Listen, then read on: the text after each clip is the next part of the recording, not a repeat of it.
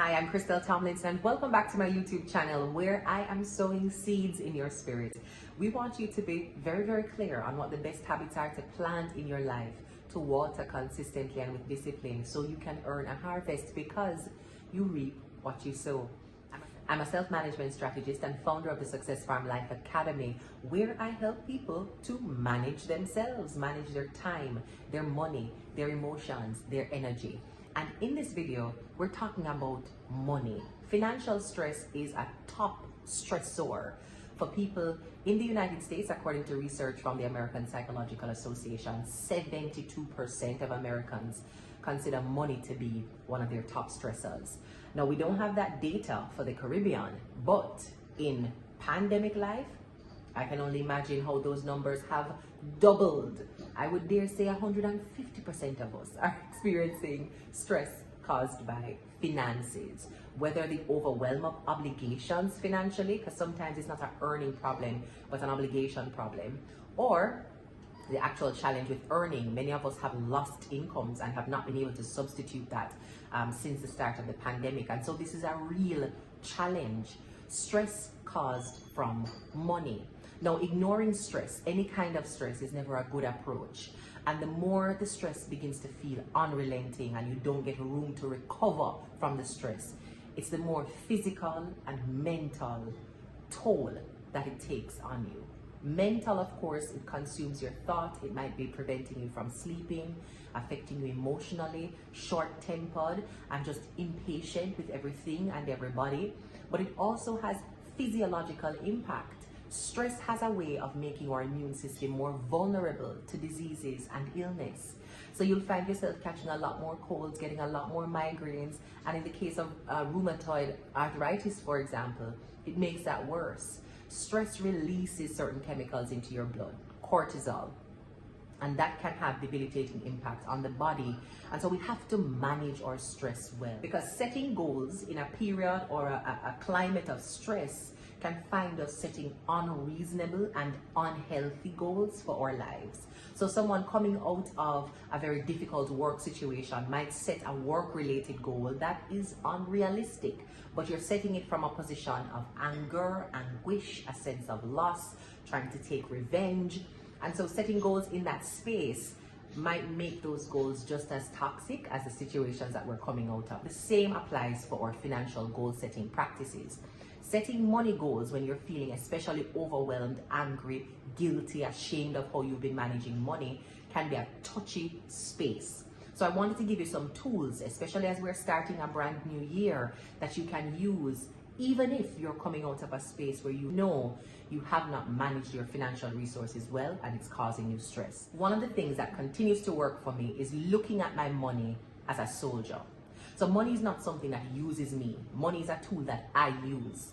And I look at my money as little soldiers who are meant to go out and do some work, win a war, reclaim a particular frontier. They are under my command. Every coin that hits my purse, every dollar that hits my account, it is under my command. I'm boss. I'm the commanding officer.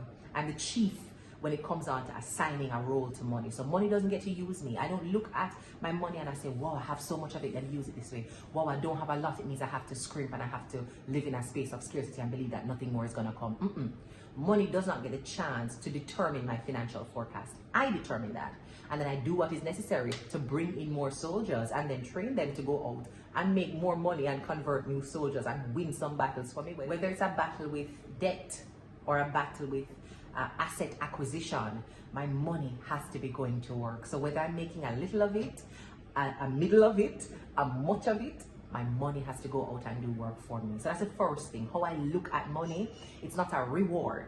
And sometimes that's a challenge for us. We make money and then we say we have won, and we treat ourselves to things like little trophies, going out for dinner, going out for a massage, purchasing new clothes, spending on other people, because we are sharing our reward. If you continue to look at money as though it is a reward for your work versus a tool, you've earned a tool that you must put to use, it's going to keep affecting what money does for you, because rewards, you want to enjoy and feel fetted by those rewards and fet other people. A tool has a clear purpose, and therefore there's a strategy that's applied to make the most of that tool. So think of money as a tool. Now, whether you have a lot of it or a little of it, how you think about money will determine how long it stays with you and whether you will have more consistently. So whatever principles you have when you are poor, it's the same principles you will have when you are rich. Your principles don't change because you get more money. Your principles change because you want to change your principles. So don't think that money is going to make you better with money. However money comes to meet you is how you will treat money. And so you have to make sure that even as you're trying to earn more, trying to manage the little that you have, there are some solid principles that are set. So when more money meets you, those good principles can redound to your benefit. So make sure you have clear principles and a sense or framing of what money is meant to do for you. And for me, that framing is soldiers. When I see a check hit my account, I don't go, oh, time to splurge. Soldiers are coming in and they're ready to be trained for battle. What is the next frontier? Who is going on the front line? And how long do they have to get me this particular outcome? Now, after you've set your mindset, you now need a system or a strategy to put that money to good use. On the Success Farm, we have a group coaching program called the Harvest Hub, and there's a book club element. And in our book club last year, we read a book by Rachel Cruz called Know Yourself, Know Your Money. And in that book, it shared the 5-step system from Dave Ramsey. I would encourage you to Google it right now. All 5 steps will come up. But I'll share a couple of them with you in this video. The first, which is really the overarching principle or strategy here. So it's not necessarily one of the steps, but it's a strategy that helps you to put those steps into consistent use.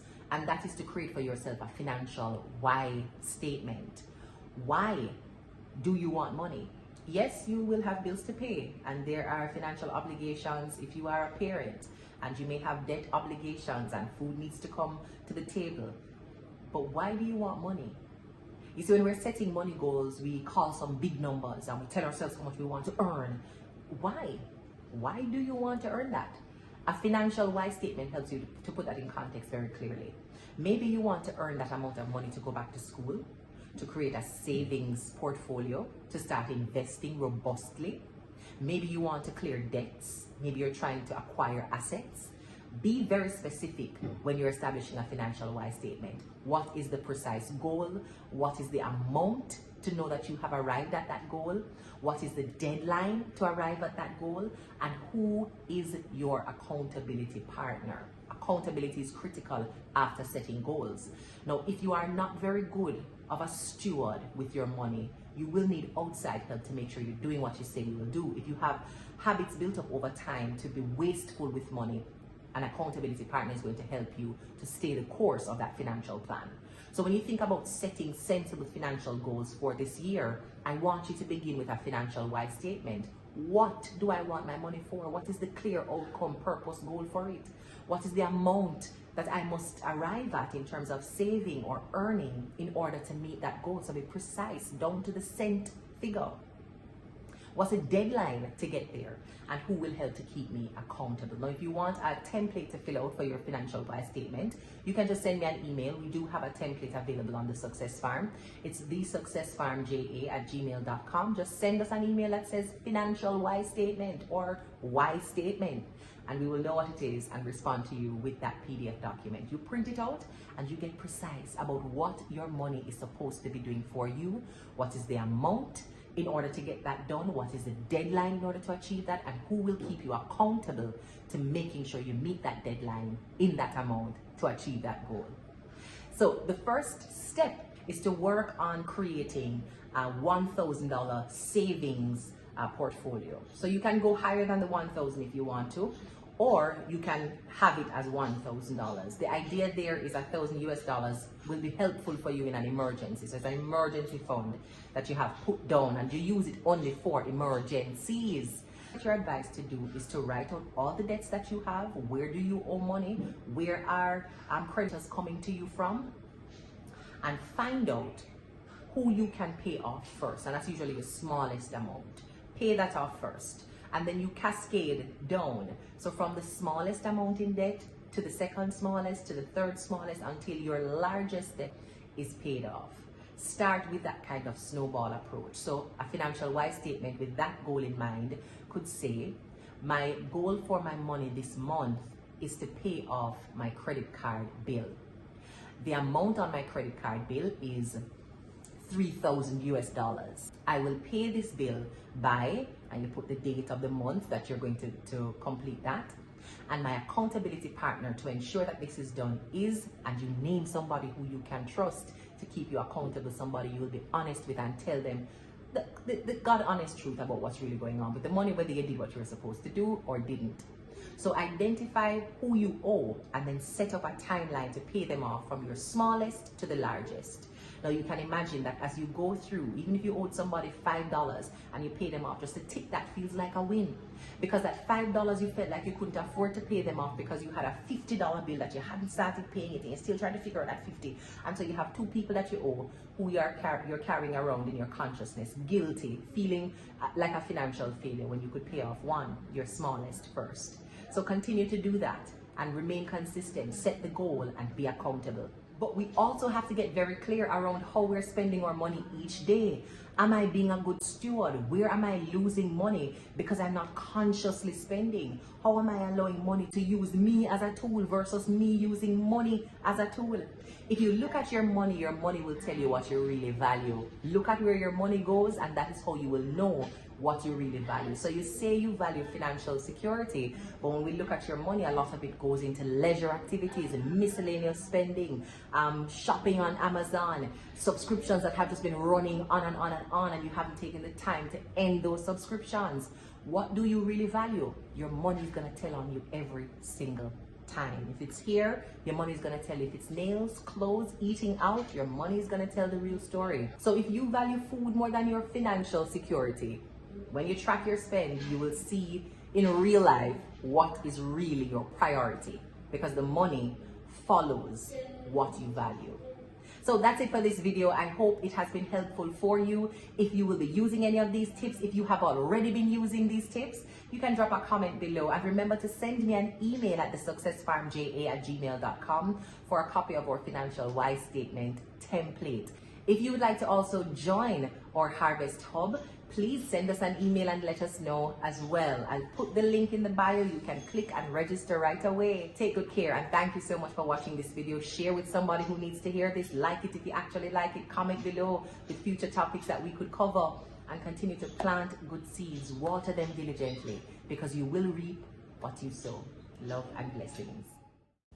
If you need more support, more resources, or would like to book me to come in and train your team, feel free to send me an email at thesuccessfarmja@gmail.com. I'm looking forward to serving you for all your seasons.